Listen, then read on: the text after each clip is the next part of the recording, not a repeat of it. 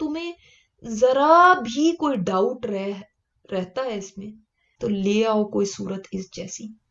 اللہ تعالیٰ نے انسانوں کو چیلنج کیا ہے، اور یہ صرف اس زمانے کے لیے نہیں ہے، رہتی دنیا تک کے لیے چیلنج ہے. تم بلا لو اپنے مددگاروں کو بھی، اللہ کے سوا جس کو مرضی مددگار بنا لو. یعنی انسانوں میں سے جتنے پڑھے لکھے لوگ ہیں، بڑے انٹلیکچوئلز ہیں، بڑے بڑے پوئٹس ہیں، بڑی بڑی، اور جو بھی یوز کرنا چاہتے ہو ٹولز یوز کر لو. اور اسی طرح جنوں کو بلا لو، اور جس مخلوق کو بھی بلانا بلا لو، اللہ کے سوا جس کے اس بھی ساتھ ملانا ملا لو. ان کنتم صادقین، اگر تم سچے ہو تو تم یہ کر کے دکھاؤ کہ یہ اس چیلنج کو پورا کرو. اور قرآن کا مطلب صرف یہ نہیں ہے کہ ایسا کلام مطلب ہے تو مطلب ایسا کچھ ہونا چاہیے جو رائمنگ ہو، ایسے کچھ ہونا چاہیے. نہیں، قرآن صرف زبان کے طور پہ معجزہ نہیں ہے. یہ نہیں کہ آپ کوئی اور علم نہ لیں، یہ نہیں میں کہہ رہی، علوم لیں، لیکن جو ٹاپ کا علم تھا اس کو آج کیا حال کیا ہوا. آج ہم ایسے نہیں اس کی ناقدری کرتے، کہتے تو زبان سے تو بہت کہتے ہیں، ہاں واقعی اس کلام جیسا تو کوئی کلام ہی نہیں، لیکن پھر ہماری زندگیوں میں کیا ہے؟ اس کو سمجھنے کے لیے کوئی ایفرٹ نہیں ہے، اس کو سیکھنے کے لیے کوئی کوشش نہیں ہے.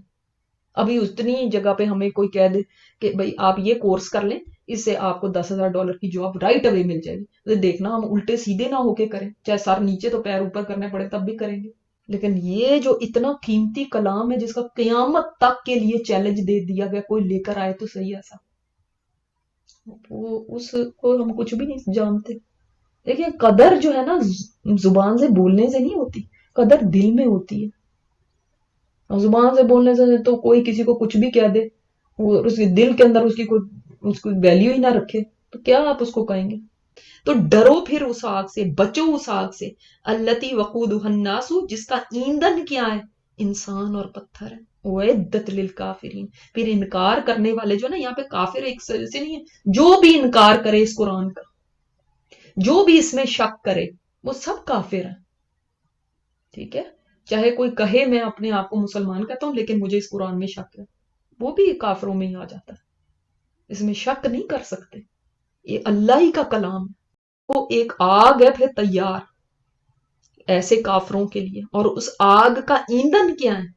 انسان ہے اور پتھر ہے. یعنی جب انسان ڈالے جائیں گے نا اس آگ کے اندر تو وہ آگ اور بھڑکے گی اور پتھر ڈالے جائیں گے. یعنی کیا فیول ہے اس کا فیول لکڑیاں نہیں ہیں، انسان اور پتھر.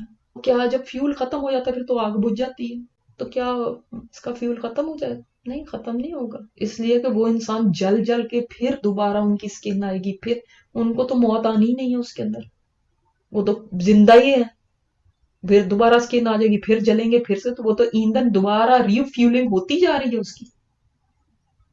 سوچیں جس کا فیول انسان ہو تو پھر وہ انسانوں کو کیسے وہ جلے گی اس کے ساتھ.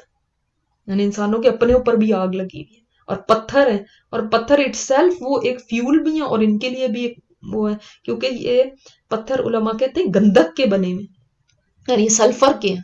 بعض کہتے ہیں یہ ان کے بت بھی ہوں گے مشرکین کے جن کی وہ پوجا کرتے تھے، ان کو ڈال دیا جائے گا تاکہ ان کی حسرت بڑھے کہ یہ دیکھو ان کو ہم پوجا کرتے تھے، یہ یہاں پڑے ہوئے. اور خوشخبری دے دیں. کس کو کہا جا رہا ہے خوشخبری دیں؟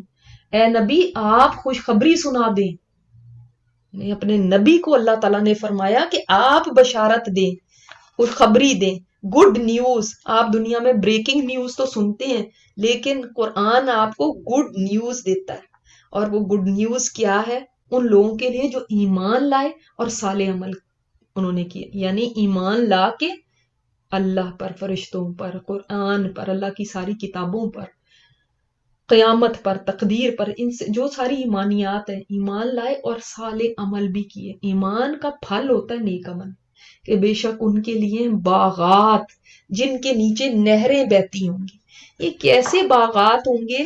یہ دیکھیں آج بھی انسانوں کے لیے جہاں پہ ان کو کوئی بہت لگژری کوئی ریزیڈنس ہوتی ہے تو اس کے ساتھ ان کو کیا ملتا ہے؟ کوئی لیک ہوتی ہے، کوئی ویو ایسا ہوتا ہے پانی کا، کوئی فوارے لگائے جاتے ہیں، کچھ اس طرح کی چیز، پانی سے کوئی بیوٹی کریٹ کی جاتی ہے.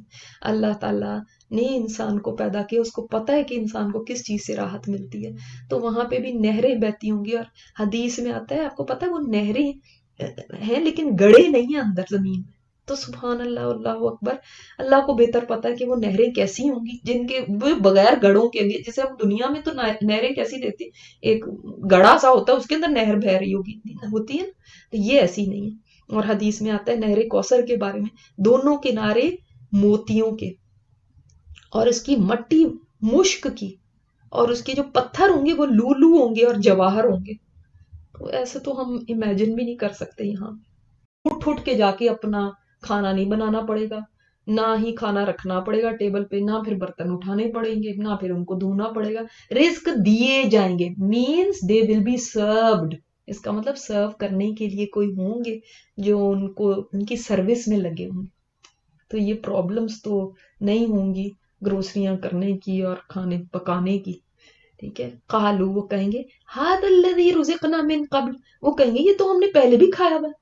یعنی پہلے کب, ایک معنی اس کا یہ ہے دنیا میں, یعنی دنیا میں بھی ہم نے کھایا ہے. مثال کے طور پہ کوئی کھانا آپ کے سامنے آتا ہے, مثلا کوئی سیب ہے, انار ہے, تو آپ اس کو کیسے ریکگنائز کر لیتے ہیں کہ او یہ تو میں نے پہلے بھی کھایا ہوا تھا. تو وہ وہاں پہ کہیں گے یہ ہم نے دنیا میں بھی کھایا تھا, اس سے پہلے بھی کھایا ہوا. وہ اتو بھی ہی متشابہ, حالانکہ تو وہ دیے جائیں گے اس سے ملتے جلتے, حالانکہ وہ نہیں ہوگا, وہ تو اس سے ملتا جلتا ہوگا. تو ایسا کیوں کیا جائے گا, ملتے جلتے وہاں پہ کیوں چیزیں ہوں گی. مثلاً ہے کہ وہاں پہ آپ کو یہاں پہ کوئی کھانا بڑا پسند ہے, مثلاً بریانی ہے, آپ کو وہاں پہ بریانی دی جا رہی, تو کوئی اور چیز کیوں نہیں دی جاتی, متشابہ کیوں دی جائے گی وہاں پہ. اس لیے کہ انسان کی جو طبیعت ہوتی ہے نا, وہ جس چیز کو آپ کھاتے رہے ہو اسی کی طرف رغبت کرتی ہے. مثلاً جو آپ کے کھانے ہیں, جو آپ کا دیسی فوڈ ہے, اب لوگ جب اس کو دوسرے کہتے ہیں تو کہتے ہیں ہائی اسپائسی ہے, ہائی ان کے کھانوں کی اسمیل ہے, ہمیں وہ بڑے اچھے لگتے ہیں.